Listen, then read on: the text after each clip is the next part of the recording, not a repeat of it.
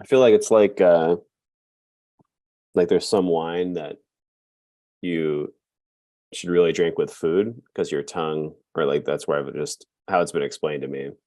Like Okay. without the flavor of the food on your tongue, you don't taste all of the wine. Because I think that must like just change something like we're kind of talking about with how it reacts on your tongue. So Okay. the same with like I think about coffee and like diner coffee is always great because you're eating it with breakfast, you know. Like it Yeah. all tastes like an old pot of coffee, but if it's with eggs and hash browns, it tastes great. Right. Or if Grease it. it's, that thick walled diner mug, Yeah. it's like, oh, this is coffee. So true. Oh, let me show you that quote I was talking about.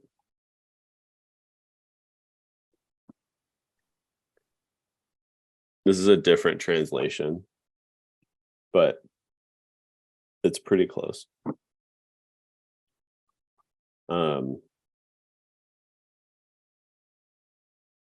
So this is the student talking to the master. It's like 6 chapters in. So the students learn some things at this point. But it's kind of four different ways of saying the same thing. It says, I'm boundless space. The world is a clay pot. This is the truth. There is nothing to accept, nothing to reject, nothing to dissolve. So it's all these stanzas kind of emphasizing that the self is bigger than the universe, Uh-huh. that the universe is contained within the self. So since that's the case, there's nothing to, in the translation I had, nothing to renounce, accept, or destroy. And it just, those three things to me sounded like love, hate, and death. I thought it was an interesting, or just fun to see that in the wild 2,500 years ago. 2,500 years ago, that's when this guy. Yeah. Where does it say nothing to reject? So this is the way each. Oh, yeah, okay. Oh, and then this one. So in the translation I have, every single one of these like couplets is the same. So what I have, every couplet says the last one, no need to renounce, accept, or destroy. And then this one has 4 different translations of that. Accept, reject, dissolve, hold on to, let go of, dissolve, grasp, spurn, resolve, embrace, relinquish, dissolve. Yeah, okay. That's kind of cool too, because dissolve instead of destroy. I feel like the word dissolve now gets used to describe like dissolving into consciousness or ego dissolving, or it's just a word that gets used. And so it's not really, I like that it's saying that that's not really it. That's still kind of making it seem like it has to be something other than it already is. When it's the thing that, like, you don't dissolve into consciousness, like you are consciousness. What comes to mind is that idea of the ego, as far as looking at something, the ego can look at it, or the conscious mind can look at it, so that, when the ego mind looks at a black hole, the ego mind thinks, oh my God, that threatens annihilation. Yeah. The conscious mind looks at the black hole and it just sees the primordial ground, let's say. Mm-hmm. Or this idea of dissolve. The ego mind, when the ego mind encounters that spiritual oneness, or even integral consciousness, like Gebser's version of integral consciousness, then the ego mind experiences it as a dissolving, as a destabilizing, as an unwinding.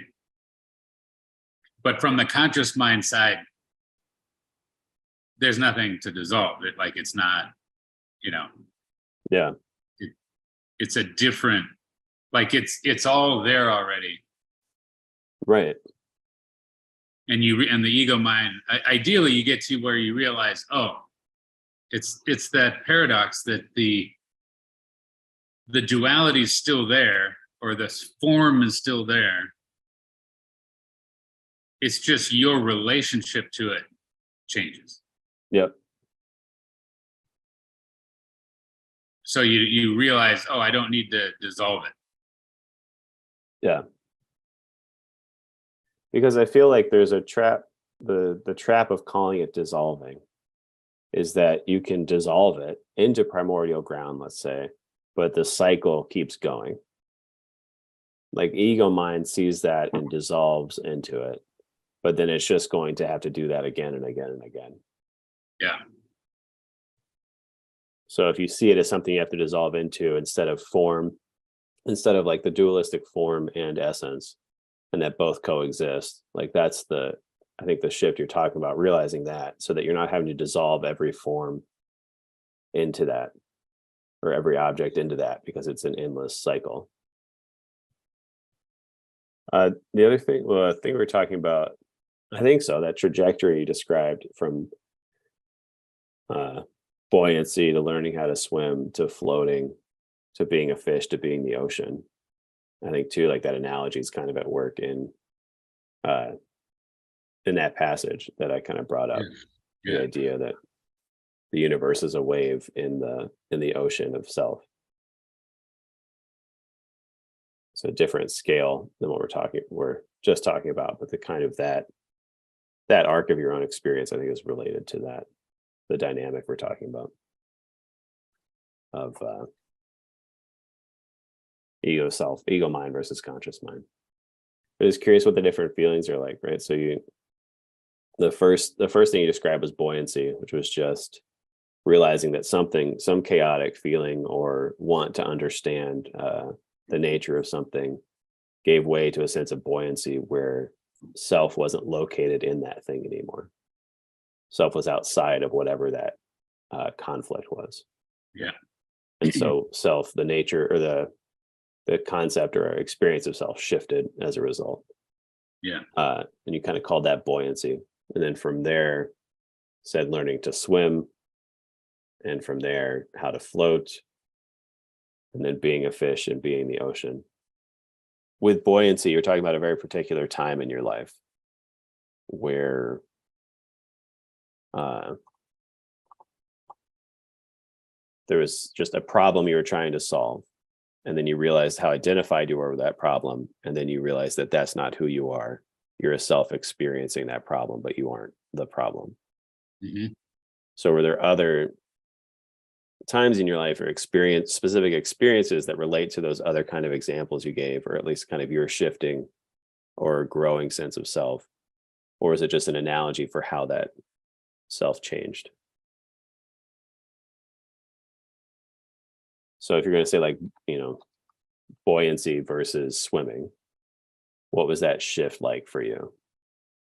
And was there a particular experience associated with it? So tell me if I'm on the right track. I know on the podcast I've mentioned before, wrestling with just in college when I was really at a period where I was flailing and felt like I was going to drown. Mm-hmm. I was moving towards either insanity or suicidal depressive urges. And it felt like the only way to save myself was to get a hold of some kind of truth. And it seemed like it was a conceptual, philosophical, spiritual truth that I was after. And if I could just find that right idea, then it would be analogous to flailing in the water and then finding something to grab hold of, that, finding the side of the pool, finding the buoy to grab hold of. And of course, there's different aspects of that. It's like at the time, what really threw me into such disarray. At least, obviously it's always who knows how many variables there are in the equation, but I'm aware that to a large degree, at a certain point in my life, I connected with my cousin, who I only saw once every couple of years. But I did a thing in my mind where he was, there was some kind of resonance, some kind of connection on this deep level where I could just feel, okay, he's dealing with the same archetypal struggles, the same internal whatever, and I bonded with him, and he bonded with me in a way that we both really appreciated and were excited about. It just felt like, you sort of your archetypal thing you see in the movies, this dynamic duo. You get the two, this pair of warriors that if nothing else, they're like committed to each other. One of my favorites is the movie Tombstone, where Wyatt Earp and Doc Holliday are both at a point where they've pretty much lost faith in everything except each other. Yeah. And what also really hit for me was, again, just that level of consciousness that I think is very much the warrior caste knight, type of mentality of, there's going to be no surrender. There's going to be no compromise. There's just fight to the death. Yeah. And that sounds so melodramatic, but I took it very serious, and I was very steeped in that, and I still am, but much less than I once was. And I just felt that in him, that it was just, what are we fighting for? We had both hit that disillusionment, that disappointment, that loss of faith in our elders, loss of faith in our society, loss of faith in, in all of it. But I'll keep fighting. I'll keep struggling. I'll keep suffering. I'll keep fighting until I die, because I got this other guy there that's doing the same. And that's just always been very powerful for me. I've been hooked into that archetype, that's the reason to keep going. And I think that's a level, of development, and a level of consciousness, and an important one that we've moved past as far as the general consciousness on this planet. Again, if I had to categorize it, I'd say it's more of probably a medieval, knight type of level of consciousness. Yeah. It's probably no accident that I'm named Lance. I haven't put that together. That's good. Yeah. So that was, even though, my cousin and I had, we just had that with each other, and it went through a few different variations. He eventually came out and lived in California with my parents. And then that went really bad in certain ways, and my father ended up kicking he and his dad out. And that was the last time I saw him, actually. But then I went to ASU for college, and about a year later, got the phone call that he was dead. And I mean, it was like, I had no idea the extent to which he was my anchor in the world in this particular way. I wasn't it's not like I wasn't financially dependent on him. I wasn't in a romantic relationship. It was this certain thing you're that just I'm describing. really bonded. Yeah. And so then when he was gone, and especially when he didn't, when he died in a way that seemed like it was self-destruction, Hmm. Then it just sent me flailing. It just sent me, like, I had nothing to, I didn't know what to fight for. I didn't know what to believe in. I didn't know what to be aligned with. I felt like, I had been, to what extent, if I had been living my life different or been more responsible to him, would he still be around, et cetera. Yeah. And so I was just flailing, looking for what to hang on to. And then again, if the reason I'm saying this is, if there's this hierarchical ladder of sort of religious, or almost, if you will, ways of orienting our psyche, right? I say religious in the meaning religious, spiritual, Outside of time. yeah. And so, and of course, I didn't decide this at the time, but when I look back, it was, I was trying to make a shift from what you're fighting for is your brother, or your fellow man, to, is there some higher truth than that? Because even your brother can betray you. Even your brother can go down in battle and you can be left alone, Yeah. And so it's like, is there a higher order than that? Because I needed one. And so I was searching, and I was searching for that higher truth. And I was searching for it in books on psychology, philosophy, spirituality. Yeah. And of course, I was finding all kinds of really cool stuff that I'd never been exposed to. It was fascinating. A lot of it was inspiring, insightful, but none of it quite provided enough of a thing for me to grab onto so that I could quit flailing against the pull towards drowning. Mm-hmm. None of it was quite buoyant enough, or steady enough, so that it felt like, okay, I can grab that and anchor in that and feel supported.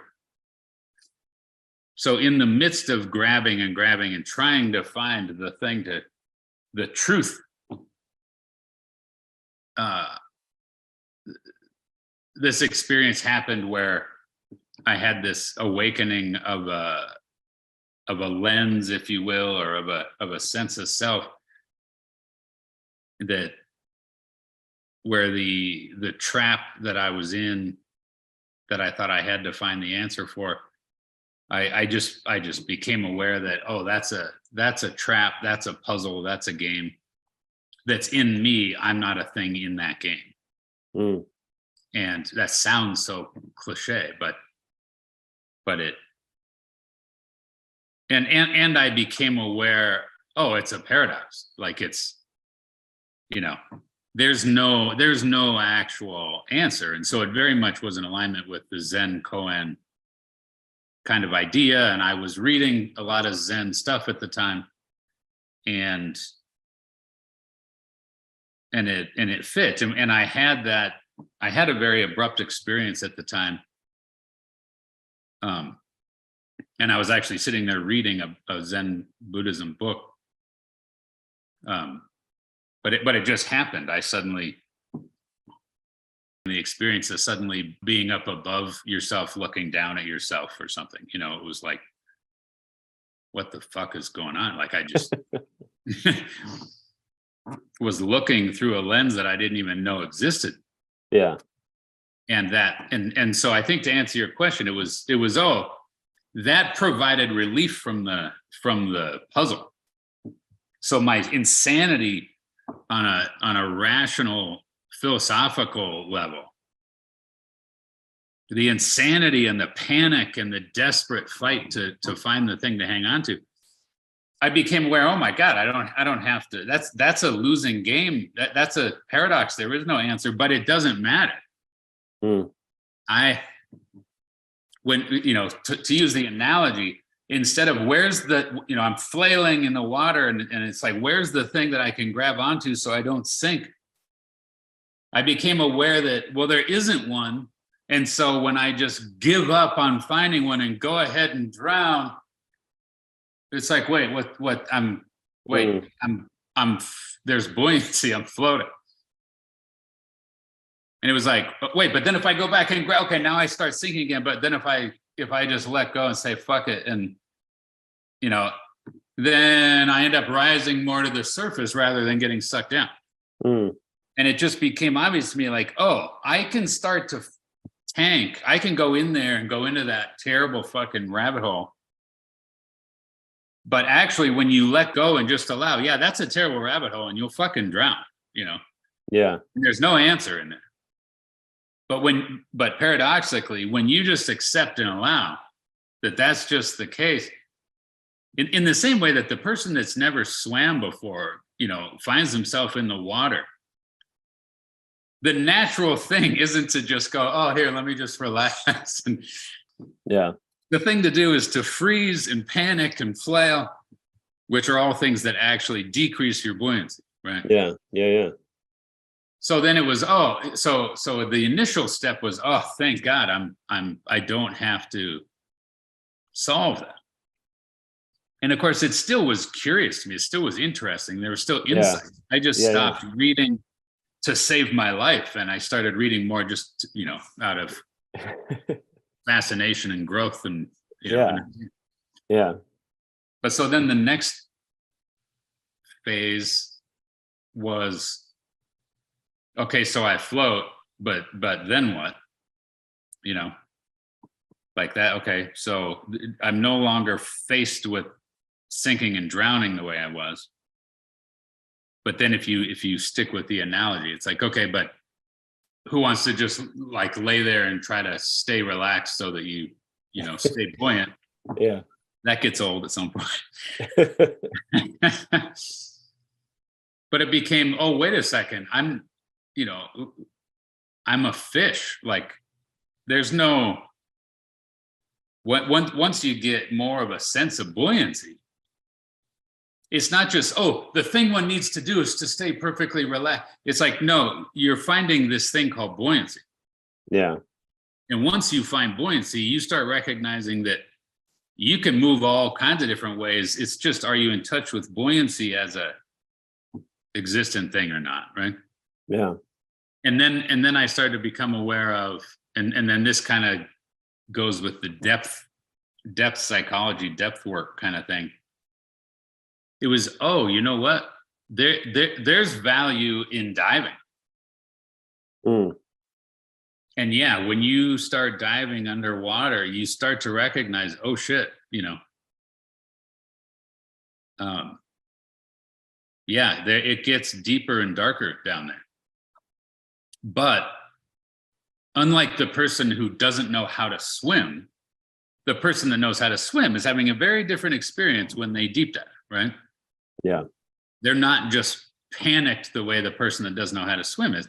And so what I'm saying is that I think most humans are up at the surface trying to keep their head above water, desperately hanging on to flotation devices, right?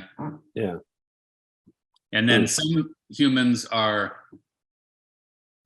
figured out how to swim, but they mostly swim keeping their head above water.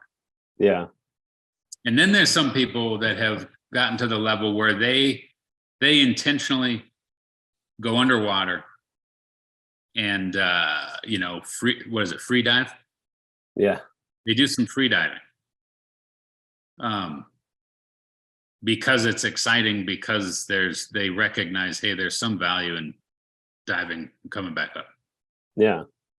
But then another level is recognizing, wait a second, you're a fish. You don't need to come back up.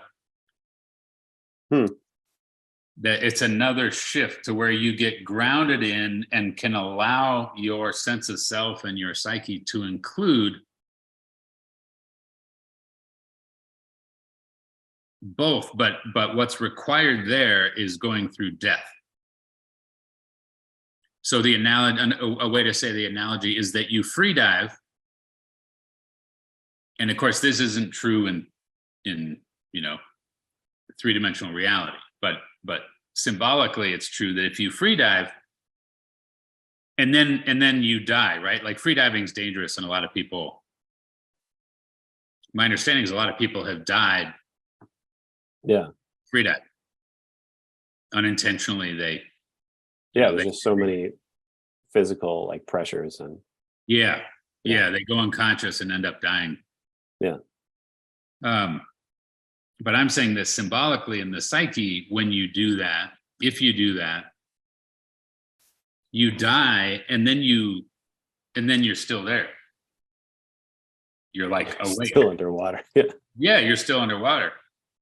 But you recognize, oh, wait a second, I don't have to desperately swim to the surface. Mm. I'm still, like, I still exist, and yeah, now I'm dead. But you start recognizing, oh, dead isn't what I thought. What's the surface? And then, so like, what would you describe? Ego. Okay.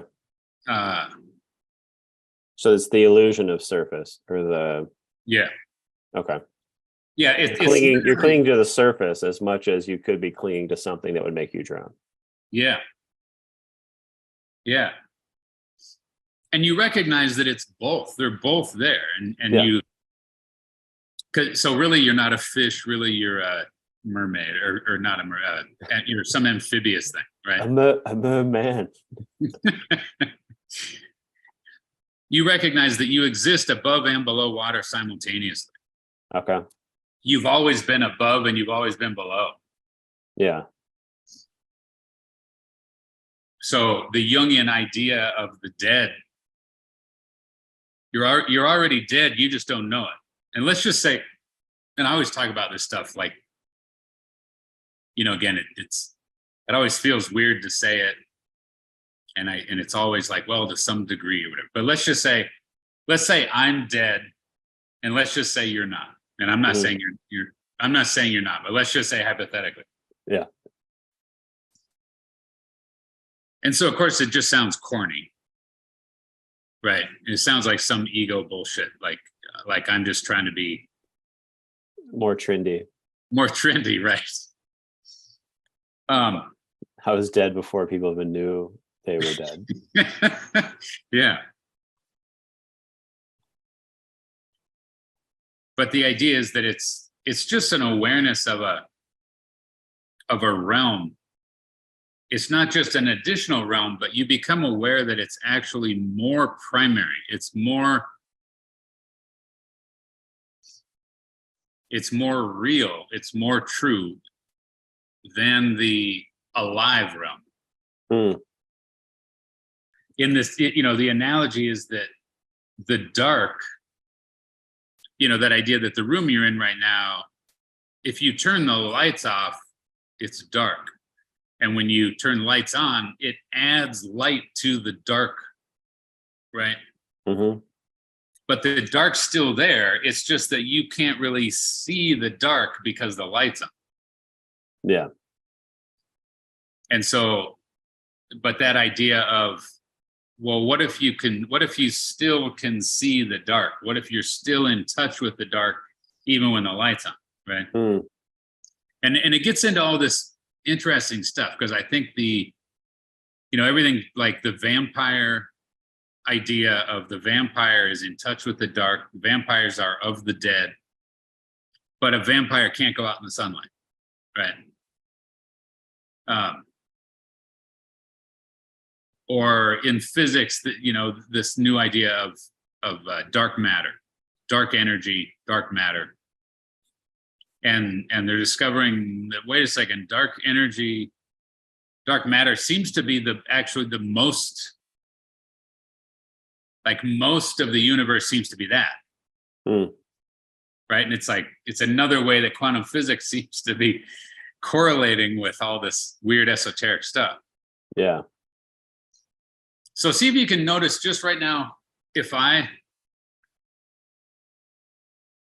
and again, it can seem corny, but if I'm just going to shift and anchor my subjectivity in what I'm calling the dead or the dark or the more than I am right now.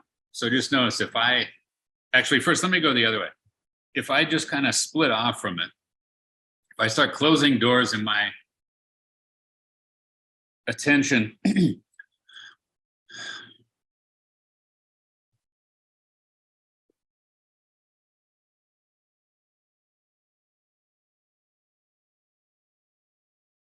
okay, so notice the state I'm in right now. You feel how there's a level of depth or some kind of realm that I was in touch with, that I was presencing, that I'm doing less of right now. So there's something that's sort of thinner, more superficial, more just cognitive. The same energy is running on a shorter circuit. Like it just feels more frenetic. Yeah. And I think this is the modern thing. I think people are up here. I think, it's just this state that I'm doing. I literally see, especially younger generations, doing what I'm doing right now. And they're just stuck here and they think that's the only option. And I can tell you right now, I feel fucking anxious and, rather fearful. And I just kind of, I don't even know what to do. Yeah.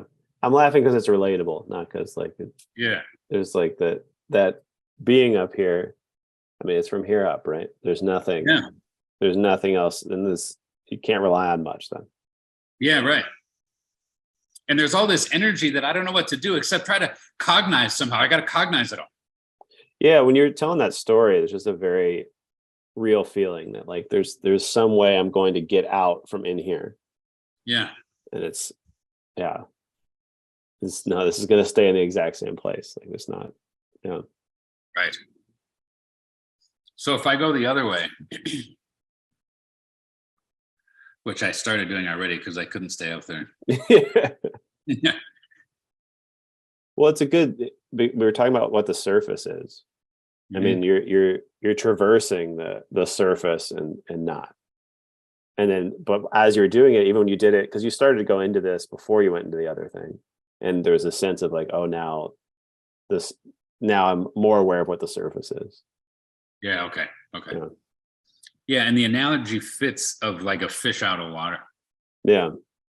If the fish jumps, that's great. But if you catch the fish up there and don't let it back down in the water, it's going to panic. Yeah, it's going to panic. Yeah. Even if you're holding the fish very, gently and not hurting it, whatever, like it's panicking. Okay. So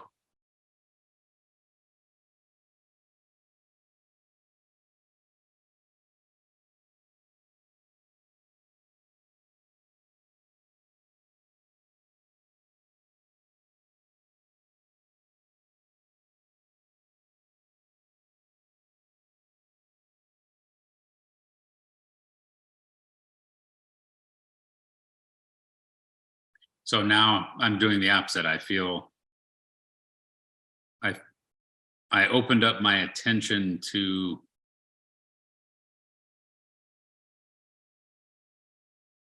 a realm that at one point in my life, I only opened to or felt confronted by when death was there. Like, for example, when someone was dying or when I was at a funeral or, then death seemed present. And so I'm doing that right now. I'm allowing that experience right now. And it's like, wait, who died? And it's like, well, I did, you could say. And it's, and this, again, the ego perception of, oh, fuck, that's death. It's like death, death took that over. My ego already died in that. And I'm dead in that now. And then like the freediving example, it's like, but I'm still here and I can still even do that awake thing. Like they're both here simultaneously, but it feels way better than just doing that frenetic thing. and I'm aware that not only can I allow and tolerate that dead feeling, but that dead feeling is not just a feeling, it's a realm, and that realm is deeper and richer. And I'm aware that it is the source of any and everything that's up in the alive realm. Mm. So nothing's really lost. There's actually a sense of gain.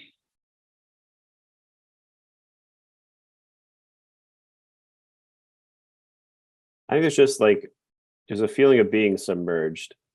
Mhm. And there's like for me, it's like I'm looking at a submarine that's like farther down. Mhm. So it's like so the question for me comes up is like, well, how deep do you have to go to feel that? Because like for me, there's like uh there was the relief of like moving below the surface, Yeah. but then I see you continuing to go. And then part of me is like, well, like conceptually I know it's fine. But there's also part of me that's like, well, that's scary. Like I mean that seems pretty deep. Yeah. There's How deep do you have to go to what, right? To die? yeah, right. And I think I don't know how to answer that question, but I think maybe it's kind of like, well, however deep your ego has to go, it's kind of like in free diving, how deep do you have to go to die? It's like it kind of depends on your particular system. You might die Yeah. at 20 feet down. I might not die till Yeah. 30 feet down, Yeah. which I don't know, doesn't make me better than you. It just, Yeah. or it doesn't make you better than me. Right. But the dying is a letting go. And if I just kind of show, because I'm saying, okay, I'm doing both, right? I'm in touch with a certain level of that dead, that underworld death realm, right? Yep. But I'm remaining awake as an ego self, right? Right. Right. But if I go into a state where I let go of that, then I'm going to look more dead or more, just more dead. So if I just do that, if I just shift more into that kind of space.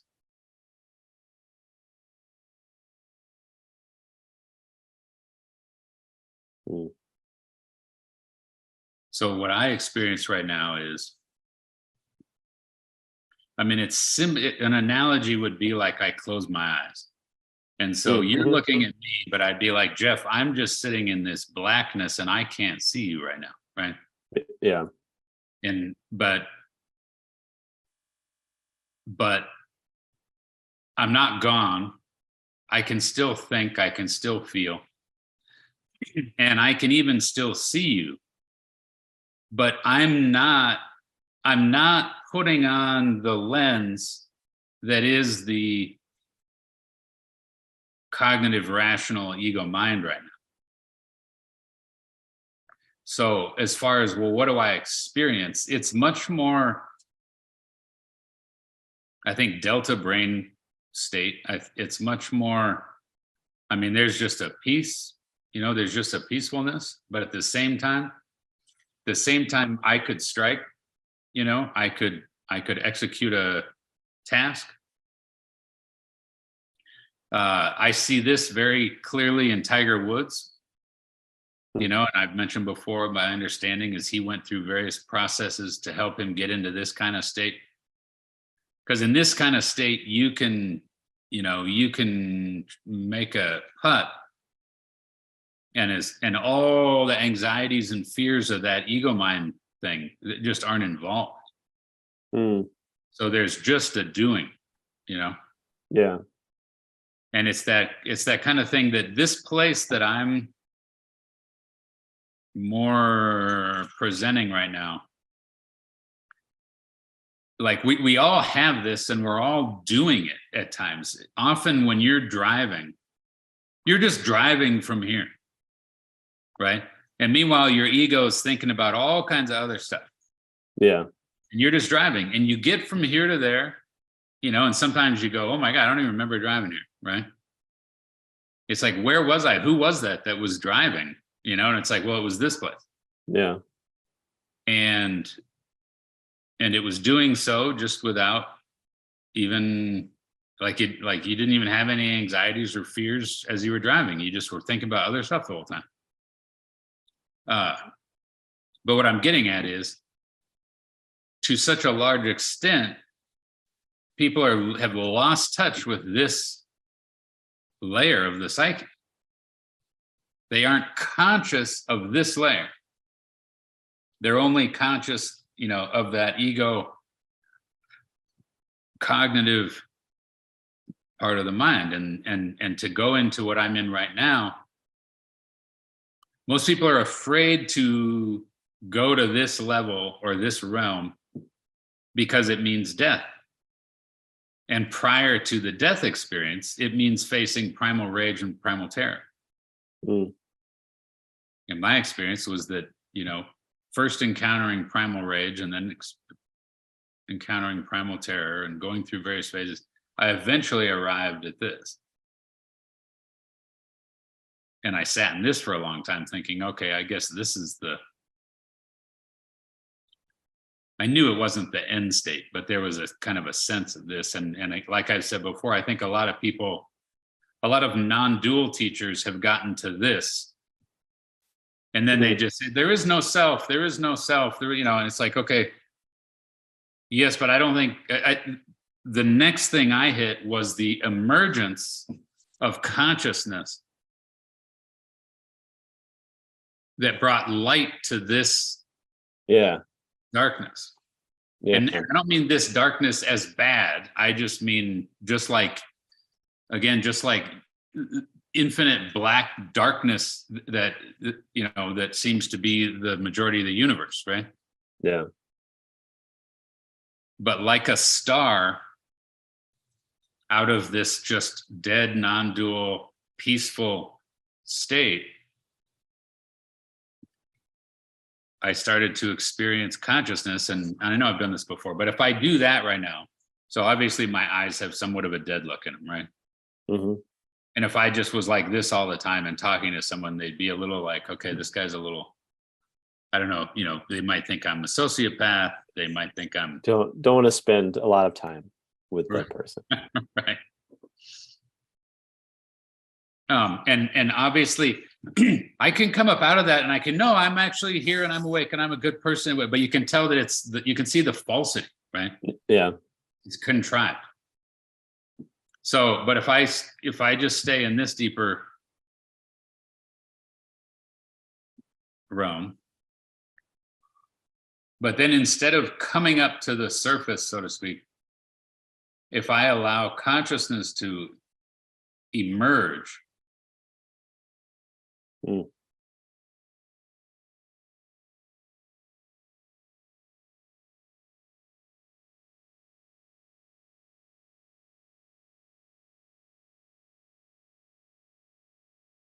so can you tell that now there's a light in there? Mm-hmm. And there's an awareness that it's not a light that is trapped in the darkness. It's a light that's aware that this darkness is in my conscious awareness. So I'm not like defeating the darkness or defeating I can just feel like part of my mind wanting it to be one or the other. So like to see you coming up. So like I can, so there's like that frequency for me. And then there's like, then I have to like reattune to like both are still present in what you're like expressing. Mm-hmm. But as you came out of it, it was like I was trying to see it as like, well, now you're not, now you're something else, instead of just, well, now it's just like turning. Right. You know? And the analogy of like learning you're a fish and learning you're the ocean, where is this experience related to that? So if being the fish allows you this freedom and this this ability to, instead of free diving, but then needing to rush up back to the surface so you don't die, you die, and then you become aware of yourself as a fish, and that's all great. So you don't need to be constantly trying to go back up to the surface, but you become aware that you can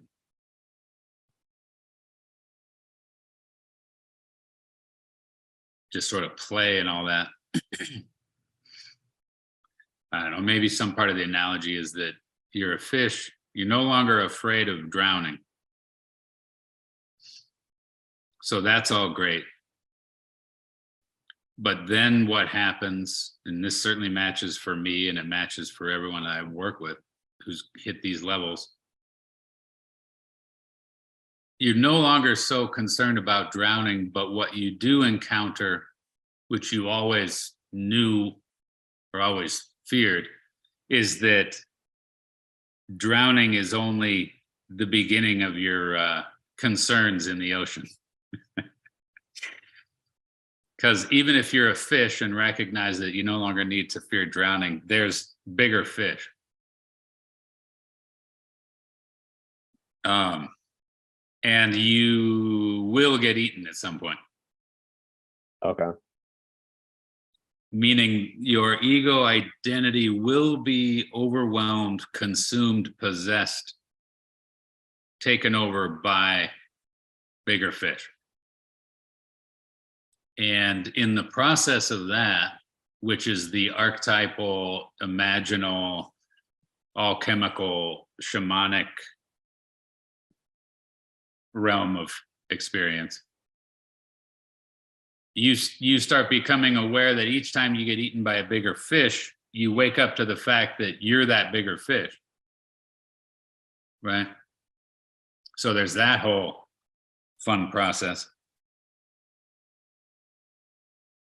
But somewhere in the midst of that, you start to recognize that you aren't any of those fish, and that all the creatures in the sea, it doesn't matter which one comes and consumes you, and now you become it. There's just this dawning awareness that it doesn't matter, you aren't that one either. And there isn't an endpoint to it. And so your identity, you stop searching for identity in being this or that fish and being this or that archetype.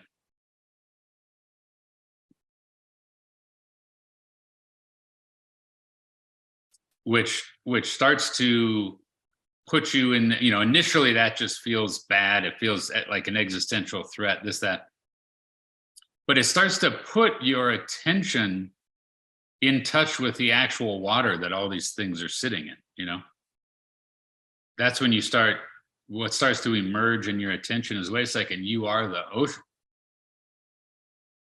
Which we all get a little taste of, even if you just that feeling of,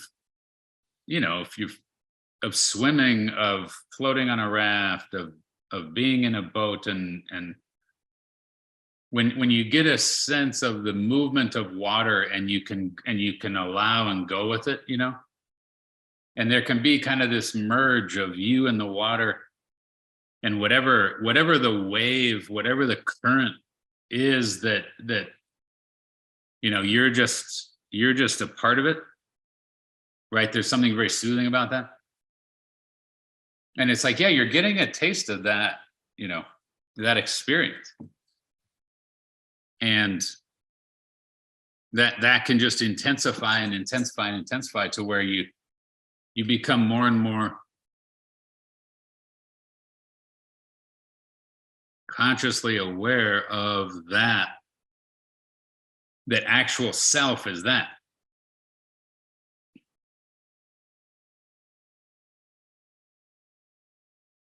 I don't know if it's cliche. I mean, it seems impossible. Like, not in a discouraging way, but like it doesn't seem cliche. It just seems so such a profoundly huge shift that it seems impossible. Kind of in the arc of this analogy that you're spelling out, that all of these different steps into realizing that like all of these game-changing re-identifications or disidentifications into identifying with something that is so far above and beyond and below any sense of self along the way. If you're driving a car, there's the experience of you're aware that you have your physical body, and basically at the skin level, that's the parameters of where your physical body ends and the world begins. But if you're driving and you've got a feel for the vehicle, and so you're driving, and like I've said before, your perception needs to shift, and just on a physical object level, you need to be aware of the parameters of your car, not just the parameters of your body, right? Mm-hmm. As you're navigating three-dimensional space with other physical objects.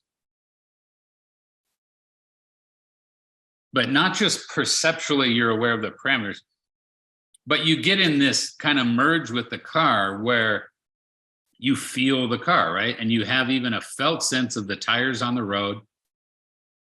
You have a felt sense of, is the road slippery or not, right? You have a felt sense of the momentum. And if you're going to come up and take a turn, you have this experience, not just of the momentum of your physical body, but you have this experience of the momentum of the vehicle itself.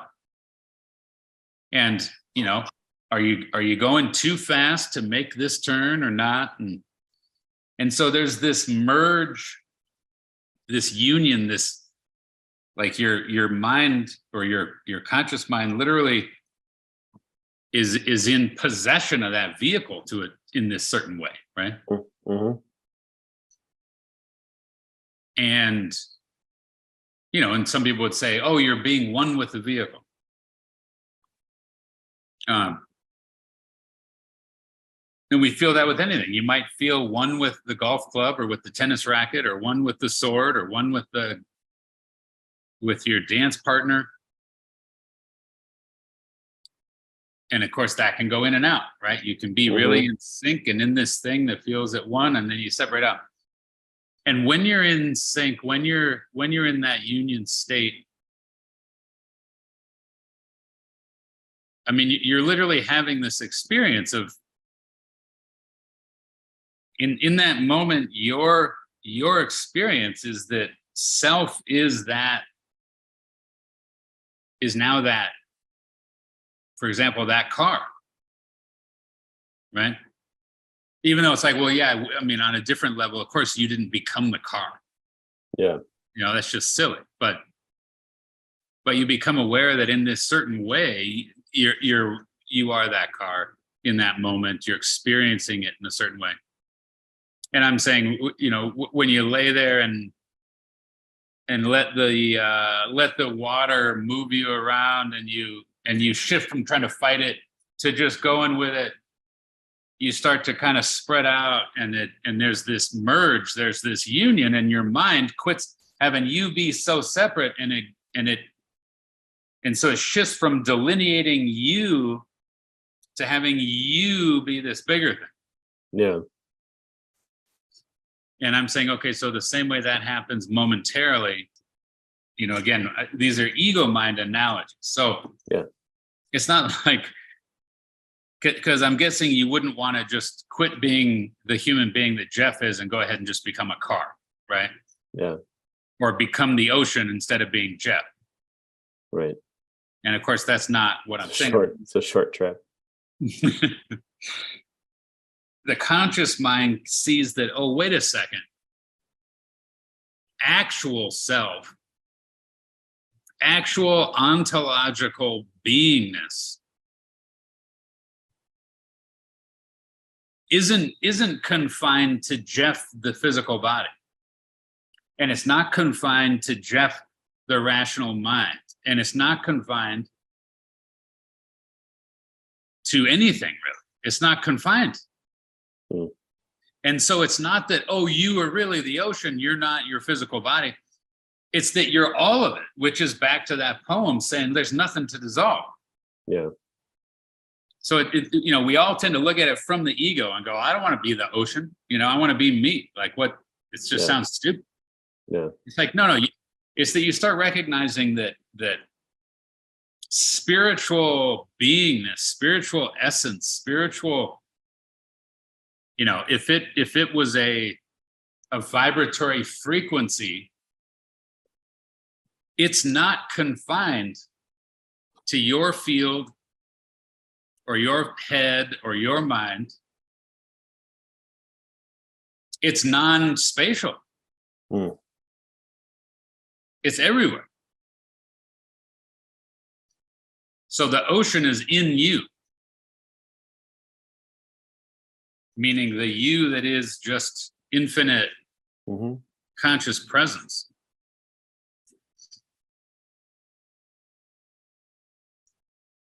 And again, that's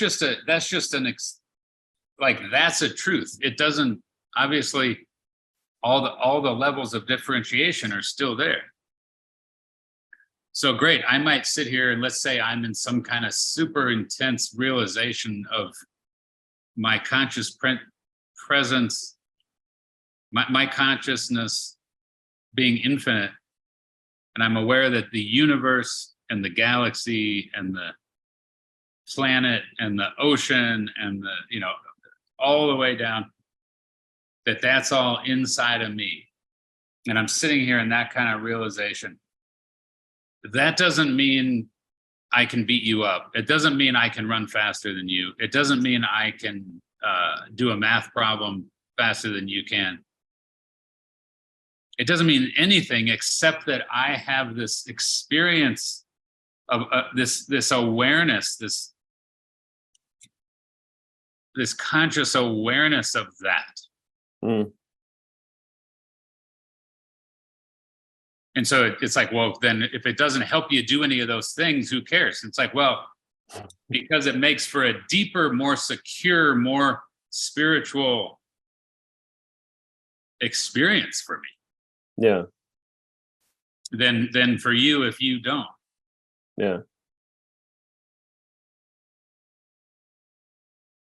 It's like watching the movie a second time. So there's some feeling, some sense of like other meanings, and you're no longer as trapped in the plot line, right? Yeah. You already know it. You're back, kind of like you say, looking at nuances and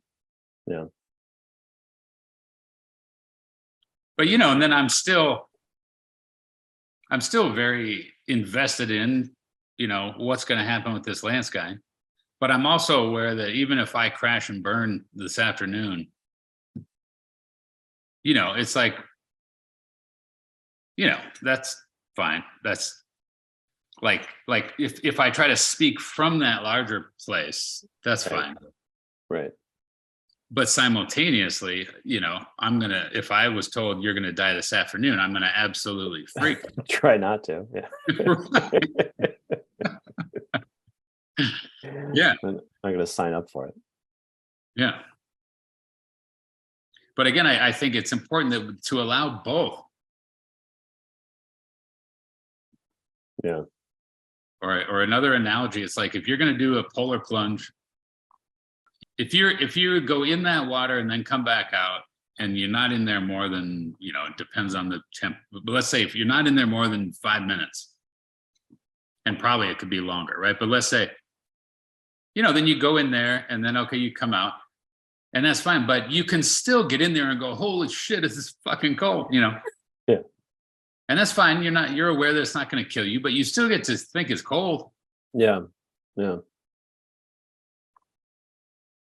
And like we've talked about before,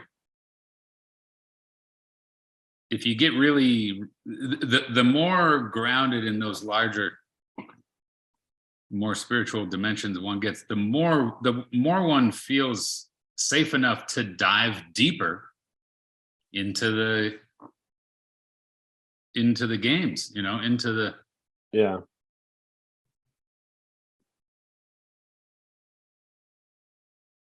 from that ego place. Because like to go deeper, you're taking some sense of like depth versus surface with you. Yeah, yeah. Yeah, so if it's a sport, I'm more aware now that if I win the race, it's only going to do so much for me. It's it's not going to mean that I'm once and for all a valuable human. And if I come in last, it's not going to mean I'm once and for all the like least valuable human ever, right? Yeah. Whereas 30, 40 years ago, I was more in that kind of mindset, right? Yeah. Even though I probably conceptually would have said, no, that's not true. Yeah. But like emotionally and how it actually felt. Yeah. yeah.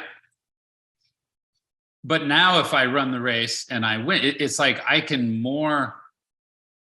still totally invest Yeah.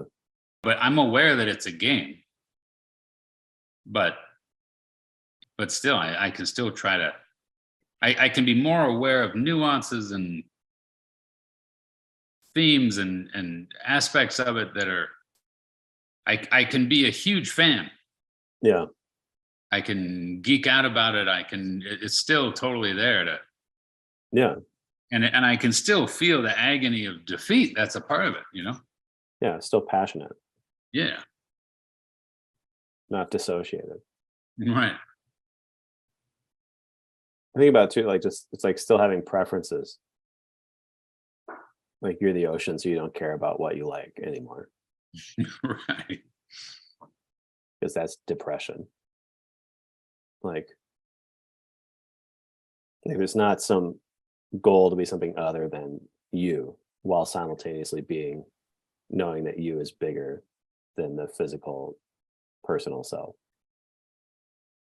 It's just like this tension as I try to understand what you're saying or like feel what you're saying between like we've talked about like free will or like conscious choices versus unconscious choices, and this sense in which the need to define like action based on free will from the context of you are the ocean becomes moot. I think in some sense, like for me, like looking for some increasing ability to make a conscious choice versus an unconscious choice versus the eventual dissolution of that duality and like that there is some sense in which everything is experienced within the self you're talking about, so there isn't choice in that. And from one lens there's no choice there, and then from another lens there is still varying degrees of conscious or unconscious choice as a personal self. Yeah. So I think that tension is, I'm like, it's kind of like mind blowing right now, or like I'm hung up on. So it's like it's like suspended animation versus like coming out of the goo in the matrix. Like there's in this sense of like the self is beyond the ocean, everything just is moving and existing and together and totally independent of any individual will, in a sense. And then also as an individual, you're trying to like wake up to a lot of things before you wake up to that. And then like you're saying, eventually it's both and it's all of it. But that's what I'm like. Yeah. So that tension, like you said,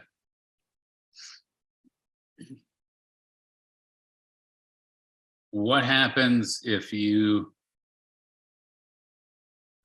just allow the tension? Don't try to resolve the tension. Is that a confusional state? Yeah. Do you feel how the tension is there's a duality, right? And you're feeling, you're flirting with somehow resolving or overcoming that duality, but you're running into the tension, right? Yeah.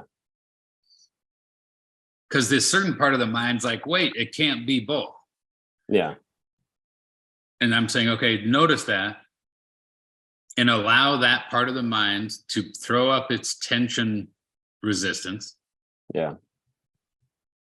And then notice that that tension is supposed to be there. And it's supposed to, on a certain level, maintain the duality. Mm.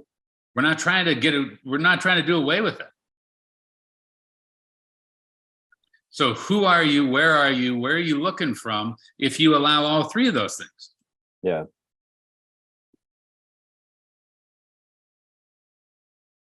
Because I think what you'll notice is that the love and the hate,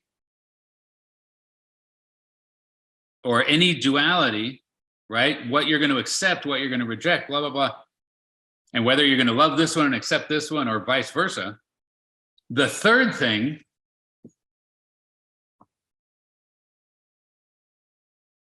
is that you hit that destructiveness that says, I'll fucking destroy it all before I'll let it come together, right? Yeah. Like you feel that part of your mind at some point goes, you know, I'll flip the fucking table over and throw checkers everywhere before I'll, you know, somehow allow. Yeah. And I'm saying, allow that. Hold space for that part in the mind that says, I'll fucking kill all of you. And I'm saying, because that's normal, that's what's there.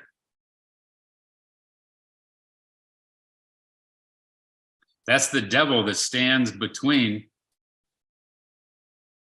us and God. You know, that's a different context for where that comes from. Yeah. It's more optimistic. Because it doesn't resolve on this level. Right. It never resolves. Yeah. You wake up on a higher level. But the only way you wake up on a higher level is you accept the thing that's in between. Yeah. Which is chaos, destruction, death.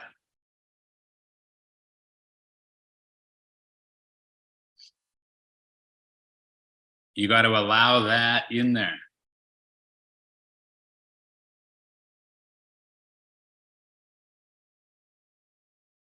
But the ego identity doesn't want that. Because the ego identity at that level, it wants clarity. Which one is it? Which one is good? Which one's bad? Which one am I? Which one am I not? Whose fault is it? Who's innocent? Who's guilty? Just like a kid whose parents divorced, right? And whose fault is it? Yeah. It's like, it's both. It's both. It's neither. It's life. It's, you know. Yeah. And at a certain age, the kid's just like, what the fuck are you talking about? And we're hit with that all the time. You know, why is anything happening? Whose fault is it? What, you know, we're constantly. Yeah. And then you take something like you know, the abortion issue, and it's like, well, which is it? Which one's correct? And it's like, I don't think it's black and white. I think it's this really complex thing that it's like, fuck that. You know what? The universe and pregnancy and abortion and all that. There's no resolve on that level. There's a constant tension, and I think it's just one of the terrible things. I think that to translate that into the abortion issue, it's like, well, maybe just hypothetically, one version would be, look, maybe there's times, and maybe it's very often, that abortion seems like the thing to do, but simultaneously It's very, very sad. It's very, very conflictual. It's very, very, maybe there's indeed a death of a human being involved in it. If nothing else, it's something for that woman sort of violating and, Yeah. like I just think to try to go to, no, it's all good and it's fine. It's a woman's choice. We all should be happy. We should, it's like, wait a second. But at the same time, it's a terrible thing. You should never do it and fuck you in your bed. It's like, well, wait. Yeah. I think it's more some complex mix of all that. And I can tell you that for me, and of course I don't have any right to speak about any of this, but it's like, if I got someone pregnant, my honest thing would be, I'd be wanting her to get an abortion. Yeah. And then I would feel conflicted. I'd feel guilty. I'd feel ashamed. I'd feel sad. I'd feel relieved if she did it. Yeah. And it would be all that. Yeah. And it would suck. Right. But I think just at the moment, if I had to say, and it was someone that I, didn't want to have a kid with or whatever, it'd be that. And even that is just like acknowledging your own feelings about it, which is like all the conversation about it is so far removed from that. Right. It's these hypothetical absolute stances. Exactly. Yeah. Yeah. And I'm saying we do that about abortion. We do it about almost everything in life. Yeah. Including our own sense of self. Yeah. Am I good or am I bad? It's like, depends. Had some good days, had some bad days.